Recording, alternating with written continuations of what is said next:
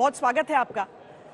ये मेहनत है कांग्रेस की या कुछ गलतियां हैं एनडीए की?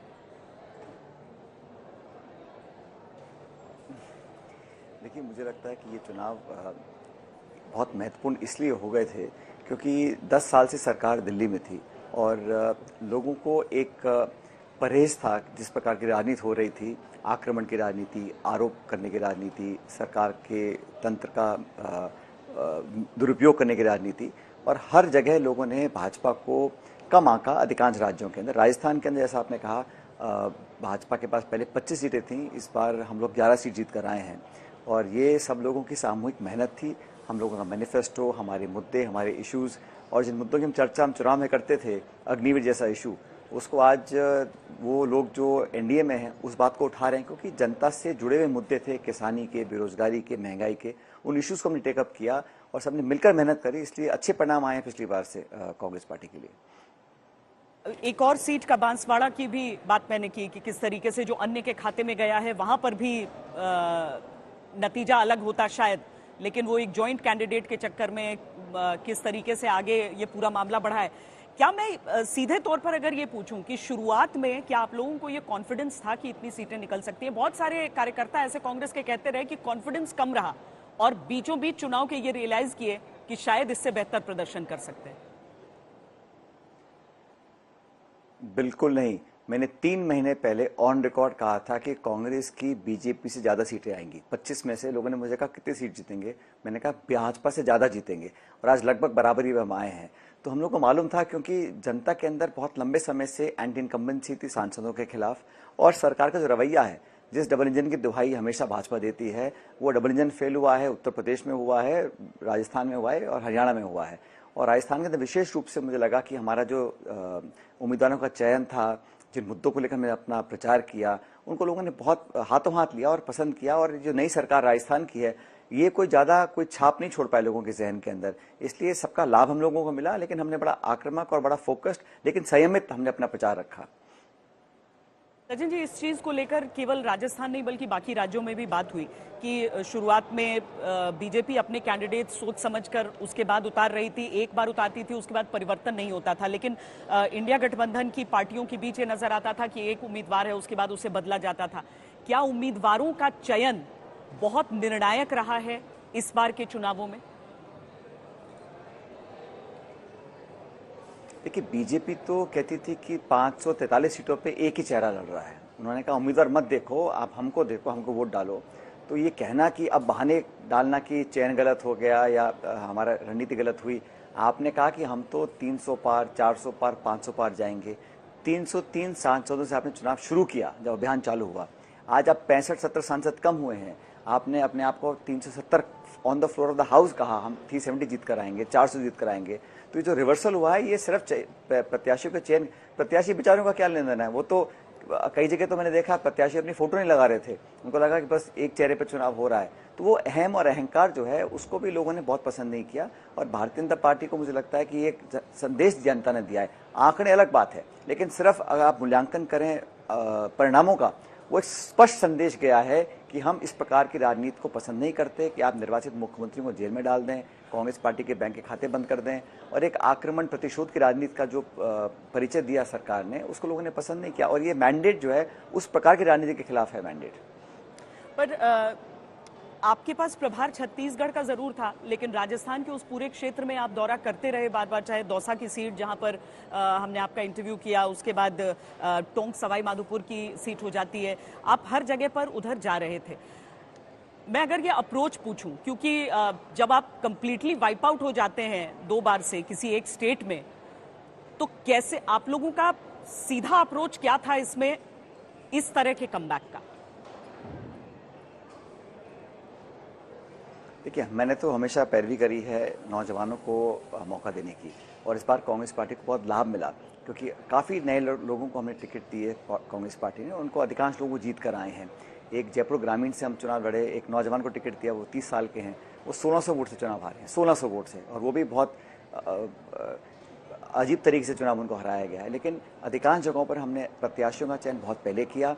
वहाँ के जो सामाजिक समीकरण हैं उनको समझकर हम लोगों ने अपने लोगों को टिकट दिया और सबने मिलकर काम किया। मुझे लगता है कि सबने मिलकर मेहनत करी और उसी का परिणाम है कि हम लोग एक अच्छा संख्या बल लेकर चुनाव जीत कर आए हैं, चाहे वो हरियाणा है, चाहे वो राजस्थान है।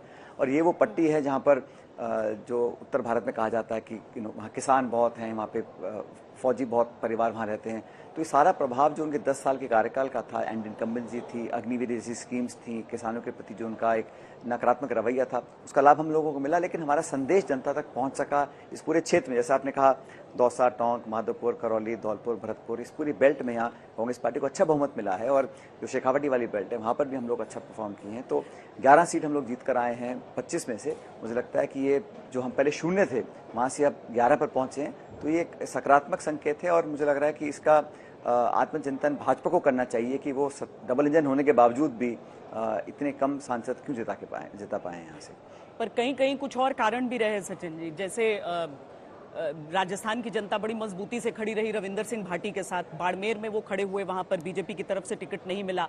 अब उसमें नतीजा ये हुआ कि कैलाश चौधरी नंबर 3 पर आ गए भारतीय जनता पार्टी के, और कांग्रेस पार्टी के वहां पर जीत कर सांसद बन गए हैं बाड़मेर से। तो कहीं पर तो दूसरे की गलत फैसलों से भी फायदा हो गया है।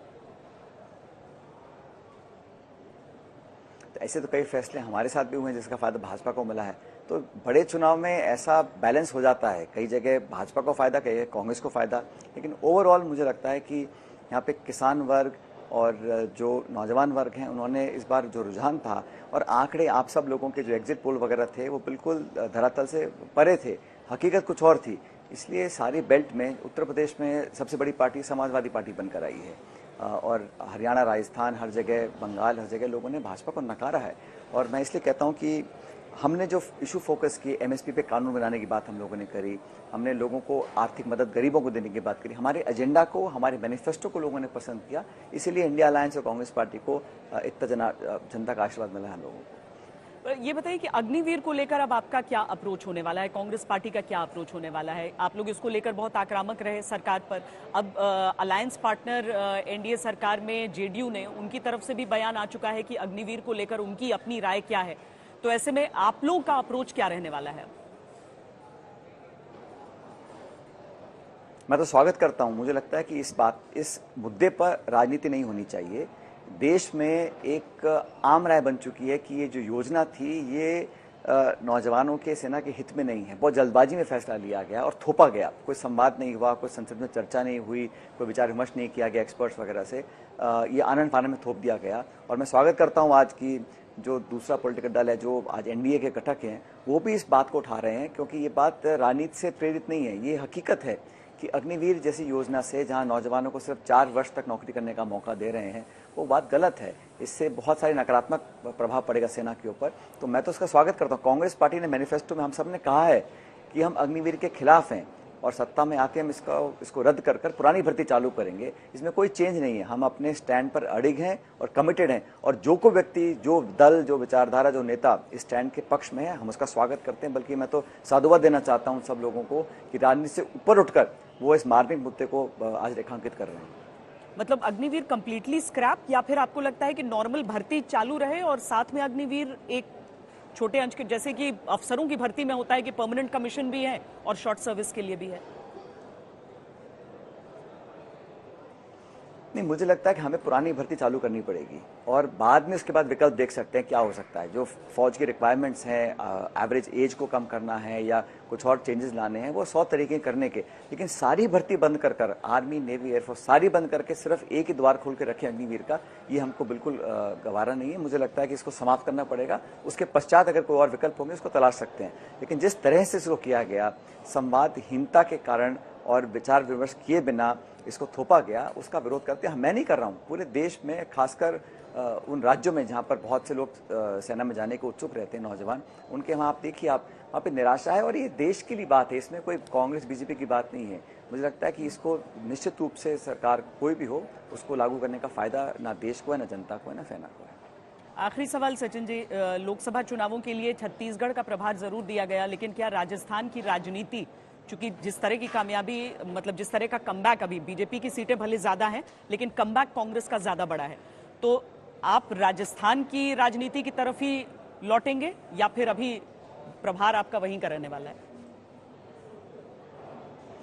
देखिए, वो भविष्य में क्या होगा मैं नहीं जानता हूँ, लेकिन जैसे आपने कहा कि मैं क्योंकि राजस्थान से आता हूँ और यहाँ पर हमारा संगठन, हमारी पार्टी और मजबूत हो, ये मेरी प्राथमिकता रहेगी। लेकिन मुझे जो भी जिम्मेदारी दी है पार्टी ने, चाहे वो राष्ट्रीय स्तर पर हो या प्रदेश में हो, सरकार में हो, संगठन में हो, मैंने उस जिम्मेदारी को बखूबी निभाया है और भविष्य में जो मुझे काम दिया जाएगा मैं उसको करूँगा।